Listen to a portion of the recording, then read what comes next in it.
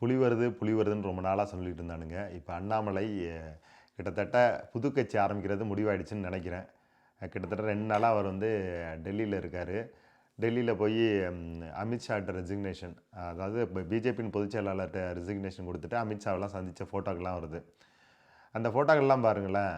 அதாவது ஓகே. அதுக்கு முன்னாடி இன்னொரு விஷயத்த சொல்லுவோம். என்ன தமிழ்நாட்டுல பேசிக்கிறாங்க அப்படின்னா, அரசியல் வட்டாரங்கள்ல இன்னுமே வந்துட்டு தமிழ்நாடு அரசியல் அண்ணாமலை வெர்சஸ் விஜயா தான் இருக்க போகுது. இருதுர அரசியல். முன்னாடி அதிமுக, திமுக இருந்த மாரி, இனிமேல் விஜய் அல்லது அண்ணாமலை இந்த 2 பேருக்கும் நடுவுல தான் இருக்கும் அப்படின்னு சொல்றாங்க.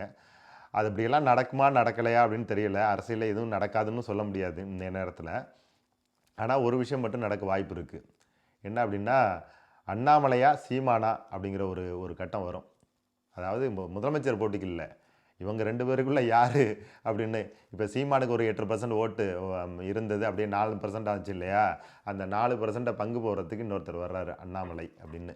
ஆளுக்கு 2% பங்கு போட்டுவாங்கன்னு நெனைக்கிறேன்.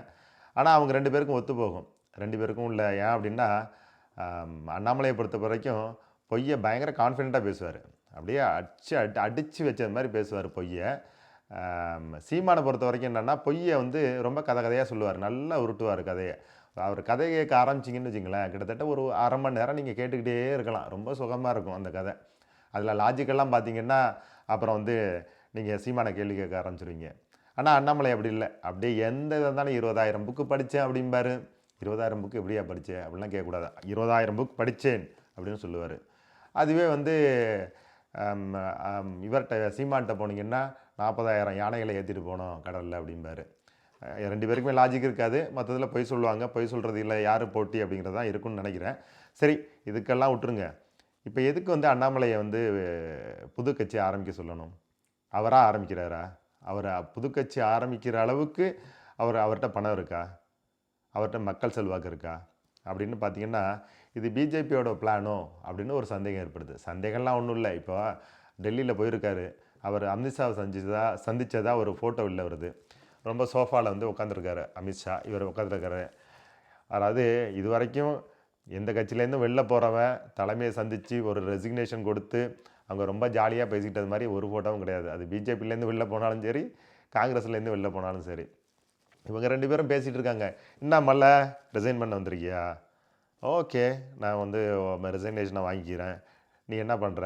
அப்படின்னு 2 பேரும் காஃபி குடிச்சிட்டு பேசுறது மாரி, அப்படியே ரொம்ப ஜோவியலா, அதாவது ஒரு கார்ப்பரேட் கம்பெனில ஒருத்தன் வந்து ரிசைன் பண்றான்னா, எப்படி உட்காந்து பேசுவாங்களோ அது மாரி இருக்கு. ஸோ இவங்க தான் வந்துட்டு ரிசைன் பண்ணிட்டு வந்து அண்ணாமலை தன்னோட ஓன் முயற்சியினால தமிழ்நாட்டில வந்து புது கட்சி ஆரம்பிக்க போறாரு அப்படின்னு எப்படி நம்புறது இவங்கள? என்ன ஒரு ஒரு பித்தலாட்டமான நடவடிக்கை. தமிழ்நாட்டில என்னென்னமோ பண்ணி பார்த்தாங்க. பிஜேபிய வந்து வளர்க்கறதுக்கு. தமிழிசை இருந்தாங்க, பொன் ராதாகிருஷ்ணன் இருந்தாங்க. இது மாரி ஒவ்வொருத்தரும் இருந்தப்போ கொஞ்சம் கொஞ்சம் வளர்ந்துச்சு. ஆனா வந்து ஒரு 3% 4% மேல வளர்க்க முடியல.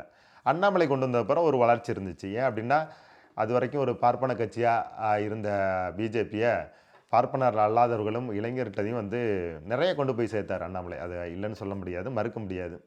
அதுக்கப்புறம் அவர இறக்குனாங்க.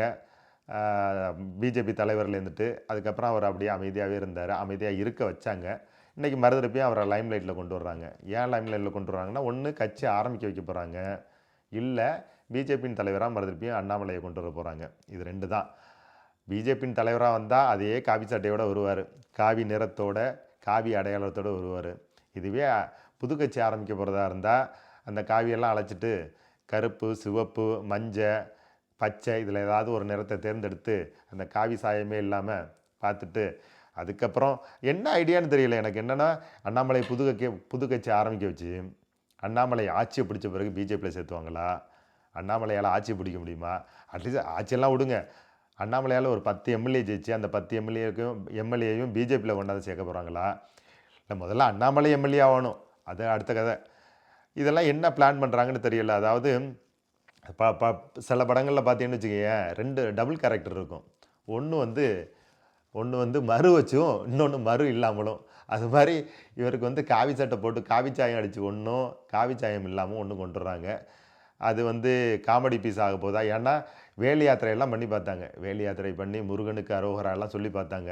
அங்க ராமருக்கு ஜெய் ஸ்ரீராம் சொல்லி பார்த்துட்டு, இங்கே தமிழ்நாட்டில் வந்து அதை ட்ரை பண்ணாங்க. அது போடா வெண்ண அப்படின்ட்டானுவ தமிழ்நாட்டில்.